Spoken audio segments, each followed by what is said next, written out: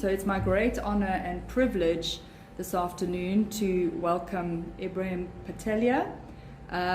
He's just one of those beautiful human beings that it's such a privilege and an honor to be around.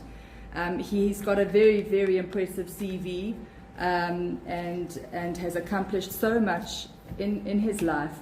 But if I could just read to you from his CV this quote that he's put there. We have the opportunity to change the world each day by changing a small portion of our world in every one of our relationships, and in so many ways by choosing to deal with our differences wisely. And I think that sums him up. A great, very humble man. I'm going to tell you some of his current activities. So he owns a company called Mediators, where he's the director, and that carries on as a dispute resolution, conflict analysis, conflict management, diversity and inclusion, facilitated change processes, organizational building, process management, training, negotiation, coaching, and he functions in South Africa, Qatar, Guinea, Dubai, Namibia, Botswana, Tanzania, Mozambique, Eswatini. So we're very, very lucky to have him for this in this space and at this time. He's also on the panels of the ILO, the CCMA, the Law Society ADR Committee, Conflict Dynamics. He's a lead trainer, and the Center for Conflict Resolution. And his CV is extensive and very impressive. But in the last 10 years, some of the highlights of his work, he's facilitated many high-level wage negotiations. He has facilitated Section 189 processes, conducted diversity and inclusion training on a national scale for over 800 employees, negotiation training and facilitated wage negotiations for platinum mines, been involved in disciplinary processes, and he's trained many government officials in many countries worldwide. So Ebrahim, we're very, very delighted to have you, and thank you very much for being with us this afternoon.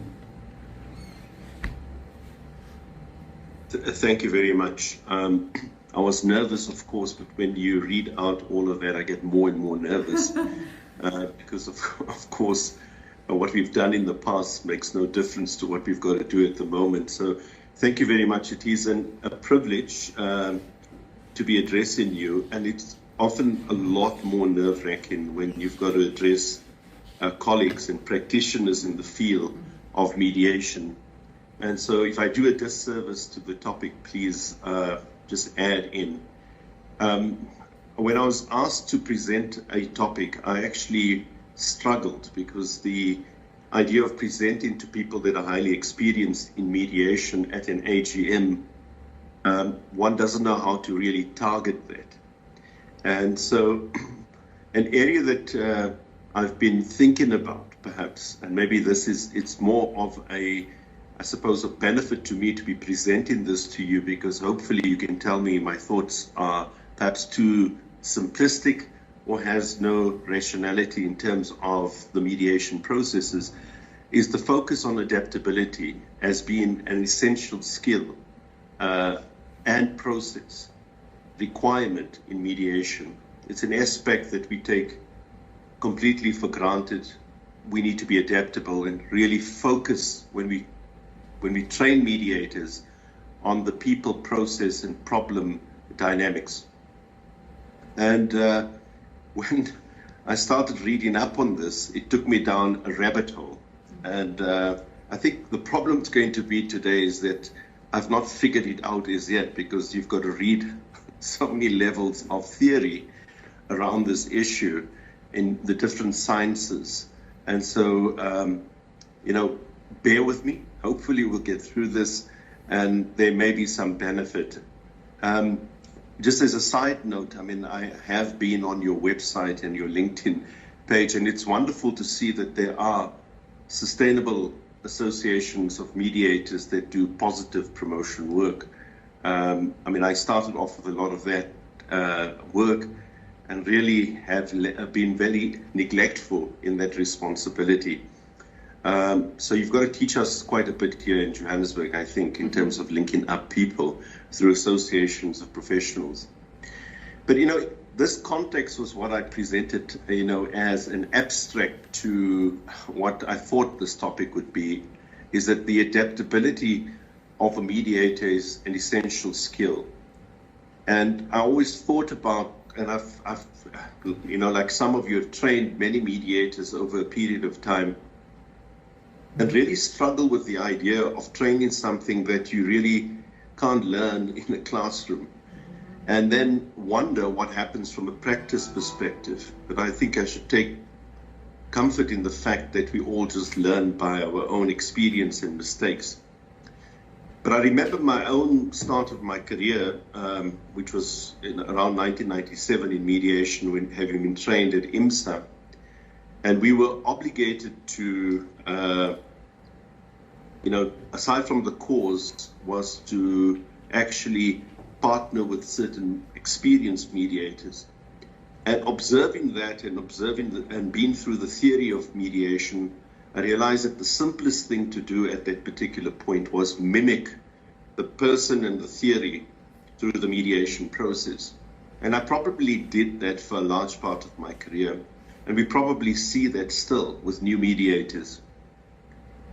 And that default setting is something that can be quite, I would think, dangerous. It would be a distinguishing factor, I think, in terms of moving out of what would be a unitary default setting as a mediator, where there's some process, content, skills, whatever it may be, to really move out of that and trust oneself to actually explore the possibilities of process and engaging in content and the dynamics that exist with the parties. And we are often very cautious as mediators, and having been on the very first CEDA course in 2007, I really had delusions of grandeur of my own skills as a mediator, having mediated in the CCMA in several hundreds, if not thousands, of disputes, and I was really brought to ground. And I think it's a recognition that we are constantly learning, and the recognition is that we're not only learning from a theoretical perspective, we have the great benefit of parties allowing us to mediate their disputes, and as a consequence, they teach us. And they teach us how to be better mediators.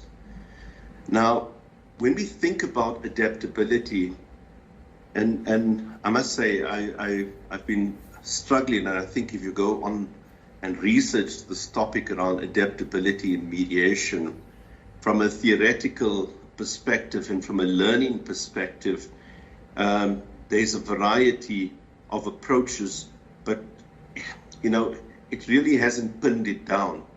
And my level of complication that sits in my brain at the moment is that how do we teach this, and which is something that we've got to really experience. But if we look at the definition, and there's various definitions of adaptability, and naturally it's the quality of being able to adjust to new conditions or circumstances, the ability or willingness to change in order to suit different circumstances, the capacity to be modified for a new use or purpose, the ability to anticipate, adjust, and evolve to be effective in your environment, the ability to adjust thoughts, emotions, and behaviors to change in situations and circumstances.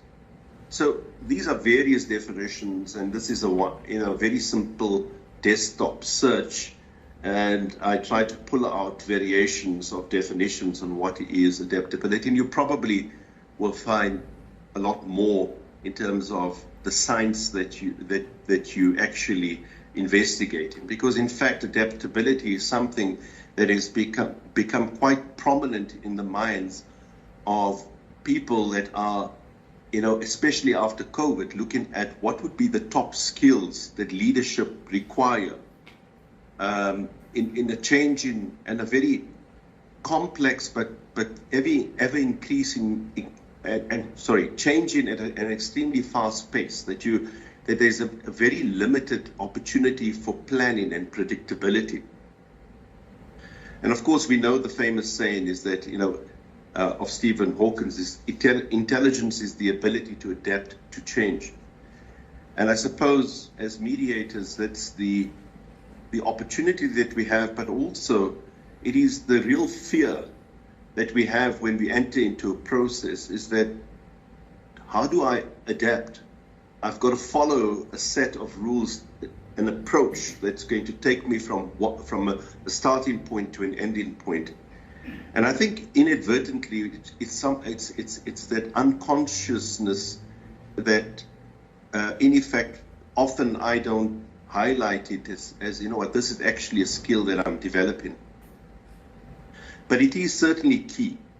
And if we are not adept generally, and there's multiple layers of adaptability, but if we focus on a mediation process in a moment, I'll get to that. But just generally, in terms of adaptability, is that it is the inability to let go of old, tried and tested behaviors, which will ultimately lead to failure or mediocre practice. Now, I'm sure many of you have run successful businesses in different environments, and the one thing that, of course, that drives success is the ability to keep on moving, but also being adaptable and managing change quite effectively.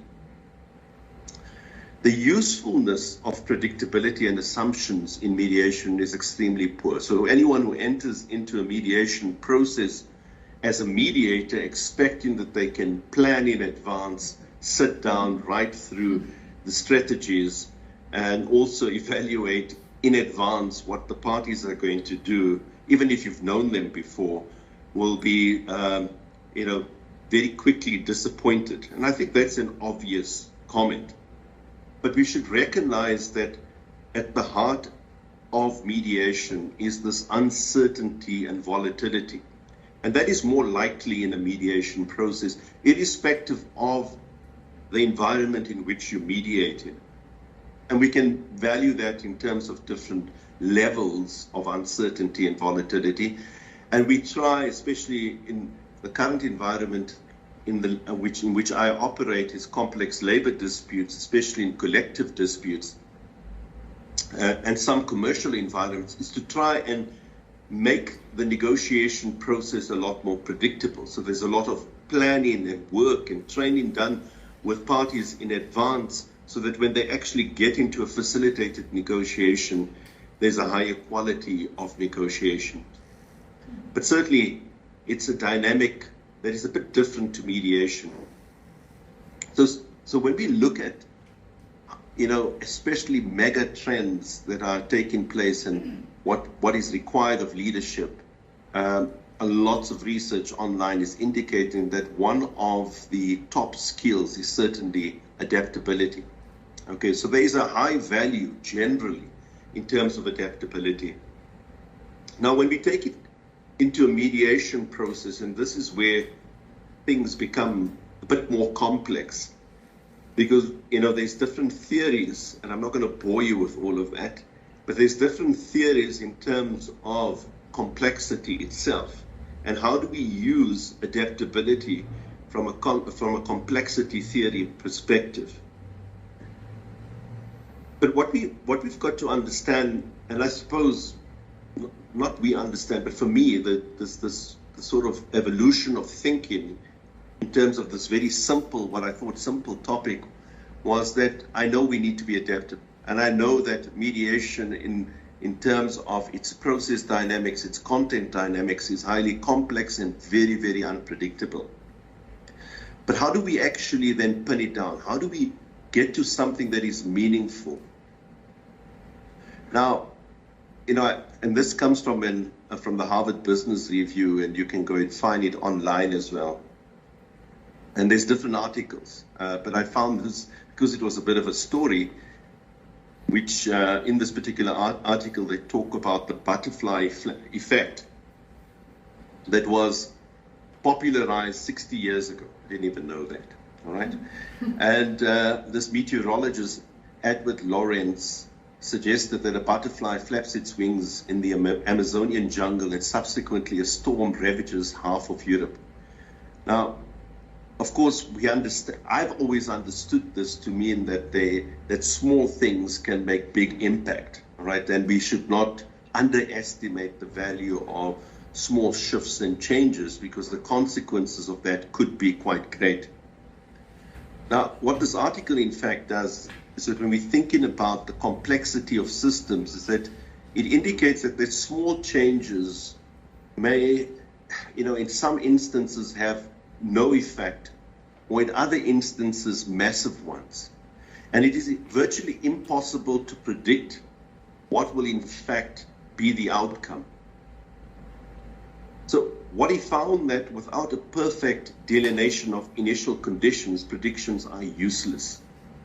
And whether it's in advance of a mediation process or during the course of a mediation, I think we're all trying to understand what is going on. We reach in certain assumptions, we're trying to predict, and we're trying to guide the parties through a mediation process. And so there's an evolution of what we're doing as a mediator, but there must be a recognition that there's a level of complexity in a mediation process. And there's so many variables that the possibilities of issues or process steps being undertaken during a mediation may in one mediation bring about a solution and peace between the parties, but in another mediation, it may in itself create new conflict. It is that level of unpredictability that we've got to recognize. And I think we need to be talking about this a lot more, potentially, especially with new mediators, because I wonder that if we give a very simple process model, which is, of course, we can all confidently say that in a vacuum, that process model of mediation would be, able to be practiced from start to finish in that way from a practical perspective. But I think we lack, well, I myself lack the ability to actually articulate how am I going to teach someone how to be adaptable. And even if I'm teaching them and they're observing me, they're learning things from me and they're probably going to mimic that. But that's one difficulty. The second difficulty is that, am I really recognizing what am I doing as a mediator to ensure that there is a greater consciousness when I'm adapting? And am I learning from this particular experience? Now, what the research is indicating in this, and I took the most simple of it from very accessible articles, is that to be adaptable, there is certain areas that we need to develop. And a lot of these, it's common to us. We touch on this through different trainings and seminars, etc. Improve problem-solving skills. Now, that's a top one, of course, for a mediator. Learn to embrace change. Of course, if you can't embrace change, you should change your career as a mediator. Keep an open mind. That's a very difficult one in a mediation, because as we get more consumed in the mediation, we become a lot more analytical about what is going on, or we develop a sense of what would be the actual strategy that must be employed. But to what degree should we keep this open mind? Definitely leave your ego at the door. And I think that, in effect, assists us to constantly be aware and adapt. We can't move into the room and say we're the best mediators ever, and we're going to think we're going to resolve every issue that the parties bring. What we do know as mediators, it is that level of humbleness in terms of the possibility of us assisting the parties. It's a blank slate, and there's a great possibility that we may not assist them. And how do we actually assist them? Can we assist them in a way without compromising the principles? Do we do so at all costs? Certainly confidence is a requirement, but with this healthy sense of wanting to improve. Focus on improving, not proving. Okay. There's no one, there's really no one except for the parties in a mediation, and it's for them to recognize that there's benefit in us. And there is and I just saw now on LinkedIn that there's a competition, or not a competition, some nomination internationally of who's the best mediator. To me, it really doesn't matter, because those rankings really is not the focus of mediators. We at the behest of our parties And in fact, if they feel that they've obtained benefit through the mediation process, excellent. Absolutely, we get to charge for it, and there's no harm in that. Push yourself out of the comfort zone. And this was my own personal struggle in terms of different stages, and I still get into that, is that to what extent can I be more forceful with the parties? When should I be more facilitative? Can I take different process steps that may be different to what is the current thinking on mediation? And so at times we need to experiment. And I think we're going to talk a little bit about this in a moment. Think about thinking, all right? And that's quite important. And I think this is consciously needs to happen. Practice deliberately, not mindlessly. And mindfulness is something that is at the heart of what we do. And I think it is quite important, this level of self-awareness, mindfulness during the course of the mediation.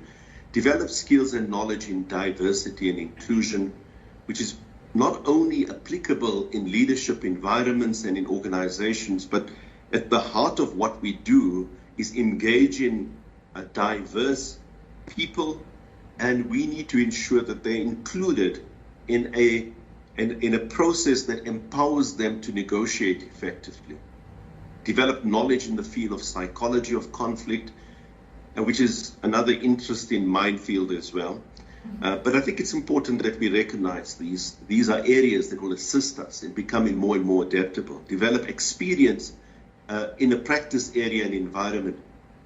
And that last one, I can tell you through the hard knocks that I've taken as well, is that as much as I have explored and I believe have the capacity to mediate in a divorce matter, as much as a commercial matter, as much as a labor matter, and I have done so personally, like a lot of you, but I'm often out of my depth in areas that I'm not familiar with, in terms of reading situations, in terms of, understanding the law is something that would come normally, and but really the nuances that exist in that particular environment is sometimes out of my reach, and it can only come with some level of speciality and practice in an area. So as much as I go around in circles, I'll come back to the point that I'm more comfortable and I'm more effective in the employment law mediation space and areas around that. And I think for me that is quite important because it assists me in understanding, but also in giving a lot more meaning to the mediation process for the parties. And ultimately, if adaptability is a core skill, it assists me in probably being adaptable to the better interests of the parties. Now, I'm conscious that I have a time constraint, so I'll make my presentation available because there's a lot. Like I said, I went down a rabbit hole and I had to cut out slides, but there's still a lot.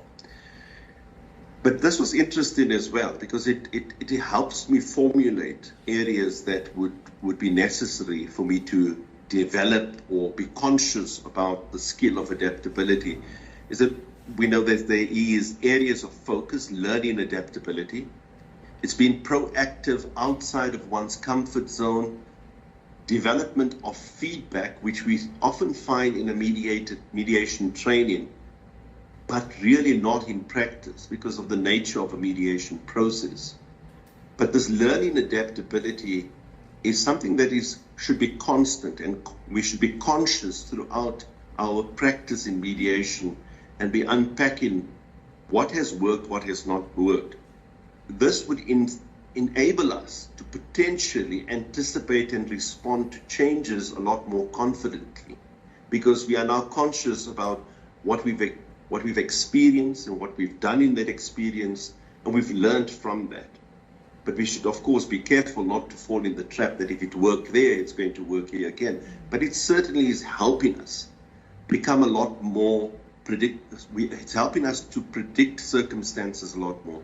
Reactive adaptability, being present, thinking, acting rationally, in control and not hooked into emotion under changing circumstances. And of course, this is something that we are often told in mediator training. And I'm sure all of us have fallen into the trap where we've got hooked in one way or the other, and we understand what the consequences are. Social adaptability, meaningful two-way interactions to understand each other and adjust the approaches in the moment. And as we engage through the complexities of diversity, whether it's within our country or outside of the country, our ability to be socially adept becomes more and more important. And I can talk forever on this, but let me just stop there on that point. Creative adaptability, thinking out of the box, consider problems from different angles, high creativity, bigger picture, and connecting the dots on seemingly unrelated problems. Now, the more experienced we become, we realize that we can perhaps take a bit of a chance, not on process, but on the content, because we evaluate in less. And so when the parties talk to us, we explore with a greater confidence. And if they take us down a path and we open the door with them and there's something great there, fantastic. But if not, we adapt and we go down a different path and open another door.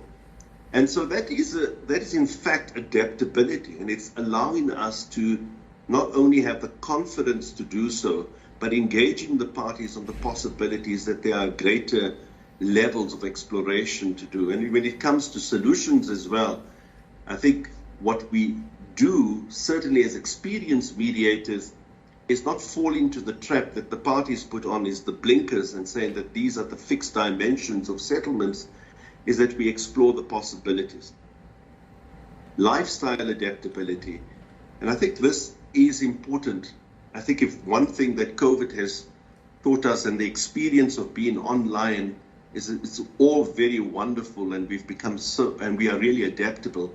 But often we don't look after ourselves, we're not adaptable ourselves from a perspective of mediators, whether it's during the process or outside of the process. And so the ability to catch your breath, to have endurance and a work-life balance is something that is quite important.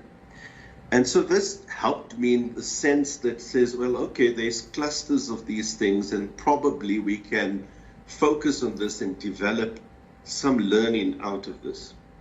But what's it got to do with mediation? Right. And there's a lot of words on the slides. The only model of mediation that I found online in researching was this comparison that was done 2018, and there was, I think, some work done in 1997 as well. I haven't searched far enough, I'll have to admit, was on this comparison within the political conflict mediation space, typically in terms of what is referred to as determined design thinking and what is referred to as adaptive mediation. I'm not going to bore you with all the details. I'm going to try and keep this as simple as possible. But determined design thinking simply came about after the Cold War, where mediators would analyze all the information available to them, and they'd go in with a thinking on the issues, the possible solutions that were there for the taking of the parties. And they would engage through a facilitated approach with the parties. And of course, we're talking about political conflict, and often in war situations. So they'd have these preconceived ideas, of course, with the permission of the parties, as to what the problems are, how to analyze the issues, and what could be the possible solutions. And the facilitation would be all around the options that they have presented to the parties. Okay. Now, this is very far from the thinking we have today in terms of our mediation approaches. But the evolution, of course, came when there was the thinking around adaptive mediation. And we don't use the terminology adaptive mediation. And I found this quite interesting that this, in fact, came from different analysis of what was the evolution of mediation after the Cold War. And there's the history of mediation way before this, I understand, but I'm just getting to the terminology that we utilize and the modes of process. So adaptive mediation is a set of principles and practices that are more suited to the challenges of mediation processes in complex environments. So what this does is that it analyzes complex environments. It looks at conflict within those complex environments. It tries to unpack what is happening in complex, unpredictable environments, and then looks at mediation as a process. And there's other theories as well that's been utilized to enhance this thinking, and it's quite fascinating. Pretty boring, but quite fascinating. So, in one of the, so as much as this is, you'll see the reference there is from Accord. Coleman and colleagues, and I'll give you the reference for that because that's the one paper that I found on this here that was quite in depth. They define adaptive mediation as the capacity to read important changes in the fundamental dimensions of mediation situations and to respond to them with strategies and tactics that are more fitting and thus more effective in those situations. So you may say, well, that's what we do. We've been trained to do this. This is facilitative mediation. But what was referred to as adaptive mediation, sorry about that. So this is what a mediator should potentially be doing. Do we have the capacity to read the situation, the changes, the fundamental complexity of the conflict that exists? Can we respond strategically? Are the tactics meaningful? Are they fitting? And I think that, for me, makes a huge difference in our ability to do that in particular disputes where parties may find more value with a mediator or less value with another mediator. I'm doing wrong things here with my computer, I apologize.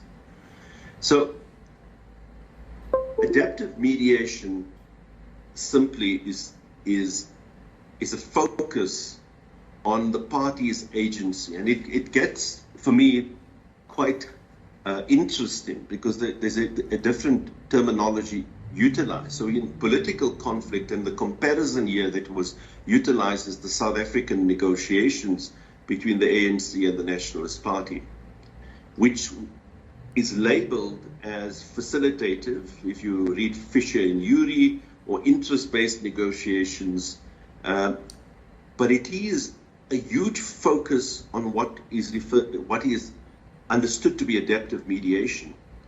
Because what it does, it in fact emphasizes the focus on the parties. What we refer to very simply is that the parties would control the outcomes and we'd control the process.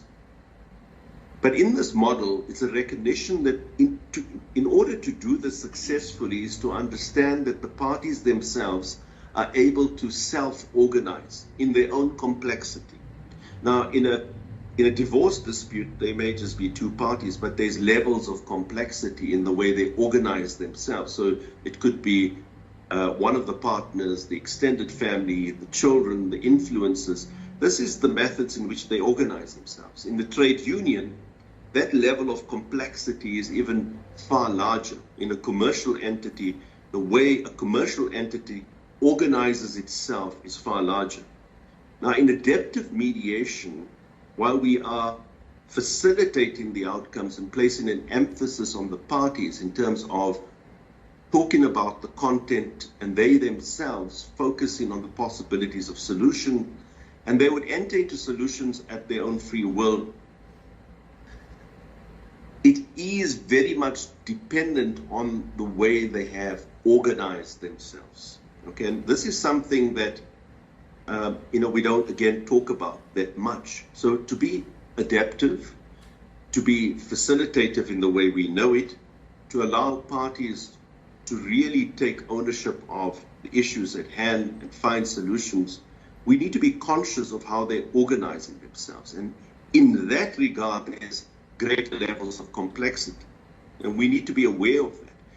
And what we do in mediation in the most simplistic way that we train it is to say, well, we need to reality check, we need to coach the parties, we need to take them through a process of unpacking what are the strategies possibly. We need to be aware of the bargaining range, etc., etc., etc. So we've developed certain skills that would buffer the party, but also get them to start thinking more carefully about their negotiation dynamics. So in facilitative mediation, that's our focus. In adaptive mediation is actually to strengthen the organization of the parties, as complex and as problematic, as time-consuming as it may be. in effect, that's where the work is done. So a mediator can't provide the magic. What happens is that the parties themselves provide the magic. And where the parties are empowered to do this, in effect, you have this long-term sustainable solutions.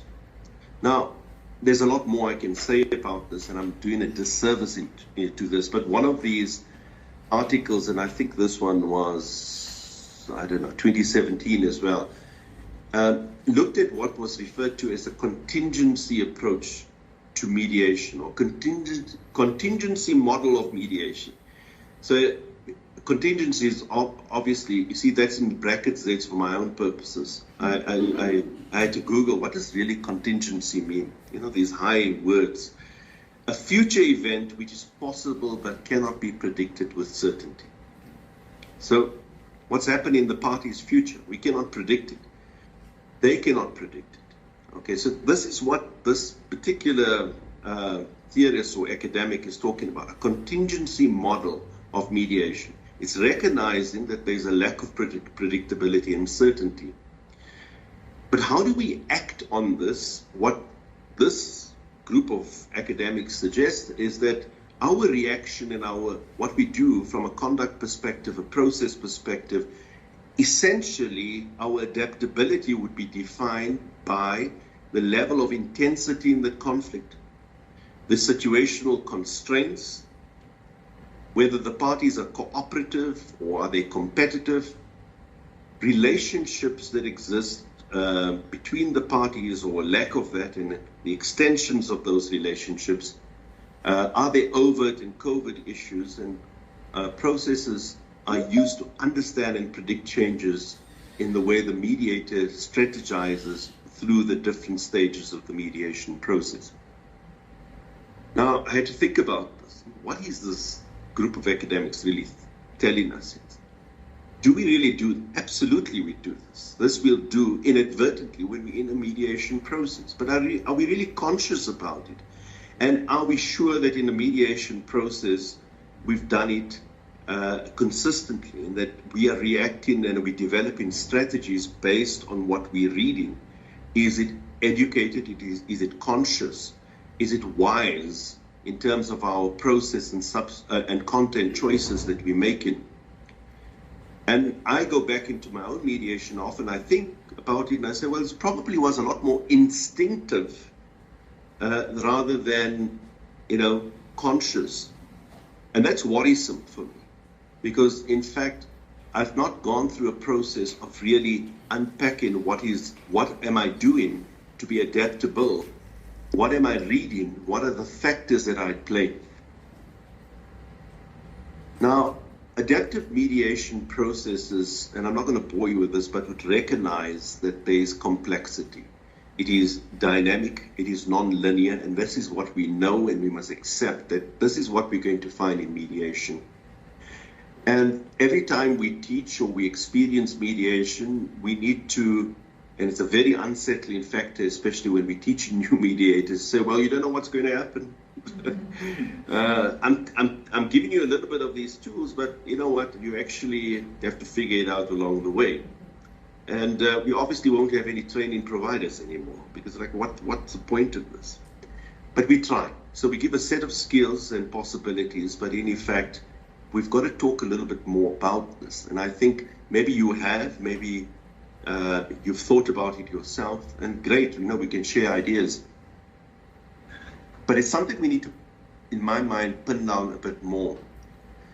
In order to make sense of complex conflict systems and to influence them, we need to recognize that the agency is left with the parties. The parties decide this, and that is wise and it's wisdom. And that we are only able to influence those systems, and we can do so by us being adaptable, by the strategies that we employ. The mediator strategies are fundamental, okay? And so we need to be conscious about that. Now, when we taught about mediation, every mediation course will start off here, and we'll be told about a facilitative mediation style, an evaluative mediation style, and a transformative mediation style. And this comes from Harvard. Harvard now has got 7 mediation styles. I'm like, okay, facilitative, evaluative, transformative. Then they've got court annexed as a specific mediation style. I didn't know it was a mediation style, but they admit there that that's just the difference there. It's forced upon, but typically you'd have one of these three in a court annexed mediation. Then they've got e-mediation. I didn't know that was a type of mediation. It's the method that we're utilizing, but in effect that's broken down, and there's a recognition that this is a type of mediation. But it also recognizes that often you're going to have a facilitative mediation. Now, you'd be well aware of this terminology, that we kind of box ourselves in often in the facilitative mediation mode if you've gone through the typical training. Evaluative mediation exists to a small degree in South African context and in different environments. Transformative mediation certainly is there, and again, contextually, it would be based on the legal system and the needs that are required. But I don't think we've really explored the possibilities of all the types of mediation.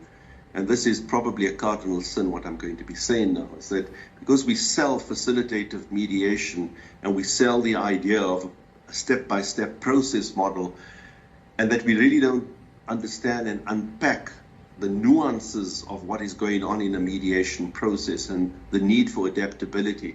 We have a facilitative model of mediation that in fact says hands off on content, you facilitate using a process, and in fact that process sometimes is utilized as step 1, step 2, step 3, step 4. It's really an empty process often that we give in the parties. And so we don't know what to do, and as mediators we reach then for what? Tell me what is it that you want, and we then reality check to push them to the point of possible settlement. Even the most experienced mediators have done this at a point where you really don't know where you're going to. Is how fast we get there is possibly would differ from circumstances to circumstances. So what are my thoughts on this here is that while we have these styles, and I've just got 2 more slides and I'll be done. This is the one and one more. I accept the fact that facilitative styles of mediation place a larger emphasis on self-determination. And for me, that's the fundamental benefit of mediating from a facilitative perspective, is that the parties determine the outcome. If you talk about agency, that's the best form of agency. But like I said, is that we've got to give a very strong, we've got to really understand how do the parties organize themselves, because self-determination means that their ability to organize themselves and their resilience is in fact very effective. It takes time in this facilitative model, but it certainly can bring about sustainable outcomes. The reality, and we can, if this was a discussion, ask the question, is that even though this model of facilitative mediation has been around for a while, what we now hear, and it will be even taught to us, is that in fact what we are facilitating, yes, it's a facilitative style of mediation, but our expectations must be managed, because the parties would approach things from an interest or needs-based perspective at the start of the mediation process, and it's okay when they get towards the end to be quite positional. I'm sure you've heard of this.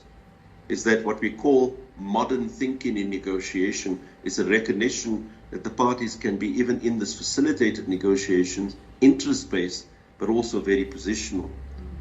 In effect, the value that we obtain, I know from my own experience in labor, is that while we have this facilitative model of mediation that really places an emphasis on the parties to be effective, and we've got the skills to take them through it, the parties are ultimately extremely positional and don't extract the value that can be brought about from a mediation process that is in fact a facilitator with a high level of experience on negotiations. It's not just about fixing the problem immediately and let's move on. If that was the case, then we should use models that will bring about quick fix solutions. And so when we use the terminology conciliation in most jurisdictions, it means that there's a focus on settlement and there's a focus on risks. And that brings about efficient settlement. When we talk about a facilitative style of mediation that focuses on interests and needs, It's a very different approach to mediation. So the idea of passive facilitation, which I'm sure I've done before, like I've said early on, we don't know what to do, so we passively facilitate, in that we go through the process and the steps and we recall the principles, and this is what we are taught, and we demonstrate these key elements in the mediation, but we're really not engaging. We become dead ducks, so to speak. There's no real engagement and benefit for the parties. And we need to be very careful about that facilitative model. What does it mean for us in the mediation process?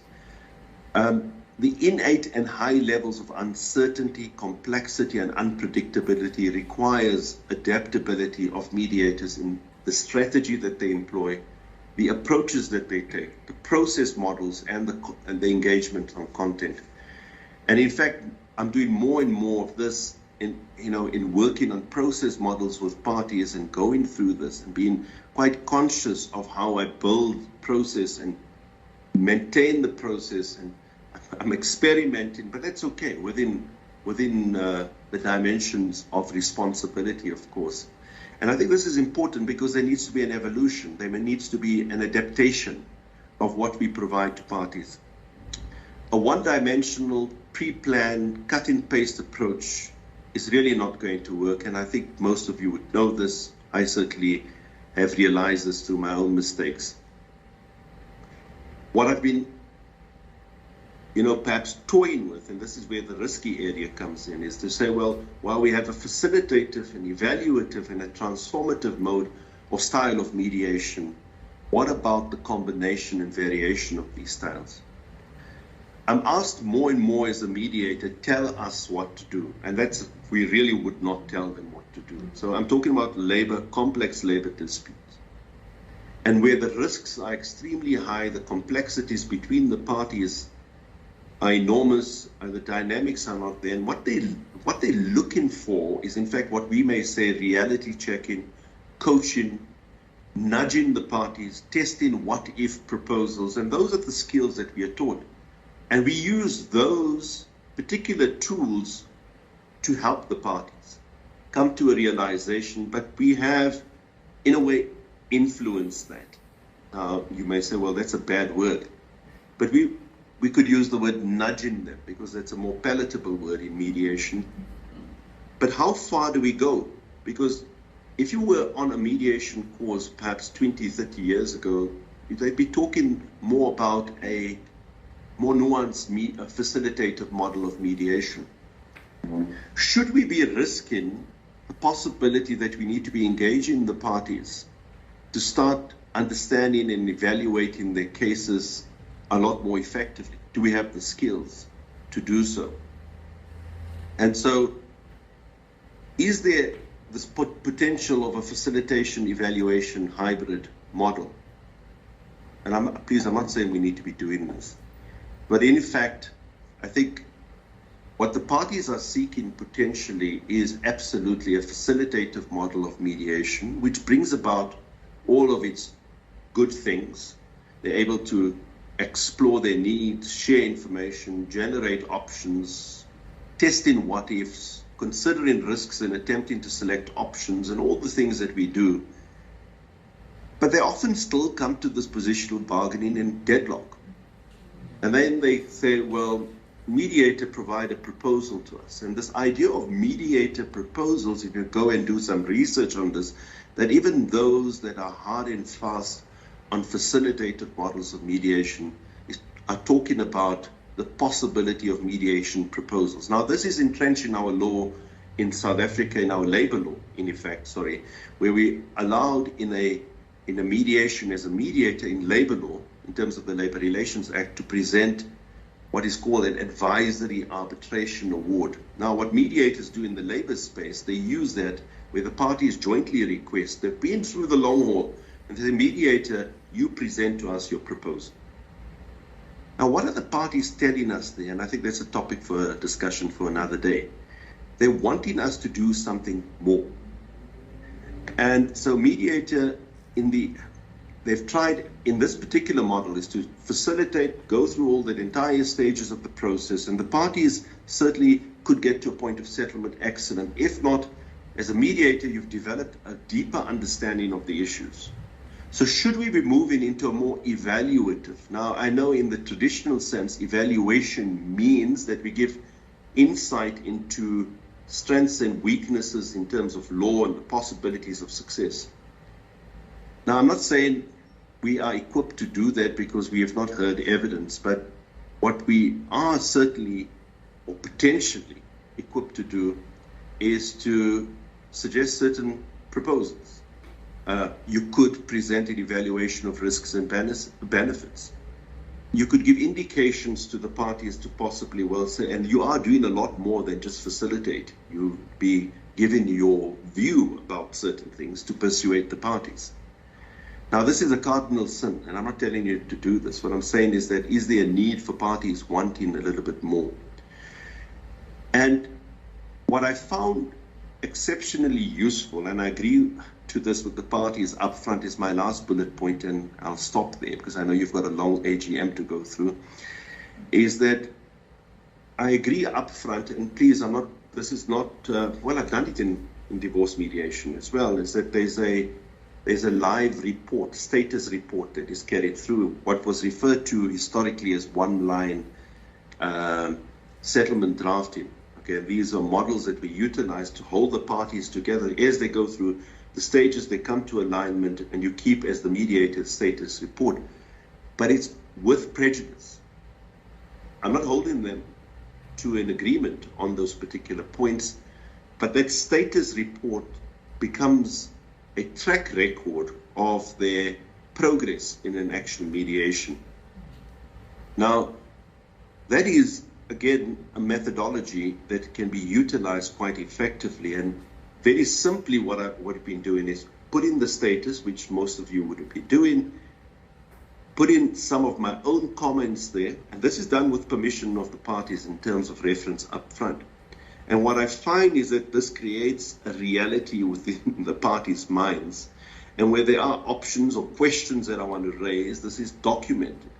And the parties themselves then are allowed that opportunity, and this is, we imagine in a mediation that's not in one day or half a day, it's a long-term process. What I'm doing is I'm taking a step or two further than what we'd say, just hypothesize with the parties. I'm giving them back their own work, but in a meaningful document that's really persuading them to move forward. Now, these outcome reports could contain last positions, the options presented, the mediator proposals, and the evaluation of risks and benefits. And yes, there's different variations of this. But what is that doing is that the mediator is taking control of some of the content. And at times, the parties don't settle immediately with you, but that document becomes a source of their own settlement later on. But these are not cast in stone. What I actually wanted to talk to you about was the importance of adaptability and the potential for us to be thinking differently. The idea that we caught up in this mode of models of mediation, and I'm not saying we must do it immediately, is in fact restricting the possibilities of adaptability. I think if we go and look at the different sciences and models of mediation, we possibly can have a lot more tools at our disposal. I'm done. Thank you very much for your attention, and I hope I've not created too much problems for you. And if there's any questions or comments, I'm more than willing to take it. If not, I understand you have an AGM. I'll make this presentation available. I hope it's been of benefit. Thank you.